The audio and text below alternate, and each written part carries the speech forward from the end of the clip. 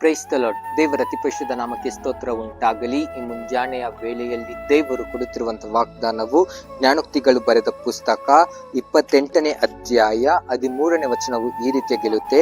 ದೋಷಗಳನ್ನು ಮುಚ್ಚಿಕೊಳ್ಳುವವನಿಗೆ ಶುಭವಾಗದು, ಅವುಗಳನ್ನು ಒಪ್ಪಿಕೊಂಡು ಬಿಟ್ಟು ಬಿಡುವವನಿಗೆ ಕರುಣೆ ದೊರೆಯುವುದು ಎಂಬುದಾಗಿ ಬರೆಯಲ್ಪಟ್ಟಿದೆ. ನನ್ನ ಪ್ರೀತಿಯ ದೇವರ ಜನರೇ, ನೀವು ಮಾಡುವಂತ ತಪ್ಪು ಪಾಪವನ್ನು ನೀವು ಮುಚ್ಚಿಟ್ಟುಕೊಳ್ಳುವುದಾದರೆ ನಿಮಗೆ ಶುಭವಾಗದು ಎಂಬುದಾಗಿ ದೇವರು ವಾಕ್ಯದ ಮುಖಾಂತರ ಮಾತನಾಡುತ್ತಿದ್ದಾರೆ. ನನ್ನ ಪಾಪವು ಯಾರಿಗೂ ತಿಳಿಯಲ್ಲ, ನಾನು ಯಾರಿಗೂ ಹೇಳದ ಹಾಗೆ ನಾನು ದೇವರಲ್ಲಿ ಕೂಡ ನಾನು ಈ ಪಾಪವನ್ನು ನಾನು ಮುಚ್ಚಿಡುತ್ತೇನೆ ಎಂಬುದಾಗಿ ನೀವು ಯೋಚನೆ ಮಾಡ್ತಾ ಇದ್ದೀರಾ, ಅದು ತಪ್ಪು. ನಿಮಗೆ ಶುಭವಾಗದು ಎಂಬುದಾಗಿ ದೇವರು ವಾಕ್ಯದ ಮುಖಾಂತರ ಮಾತನಾಡುತ್ತಿದ್ದಾರೆ.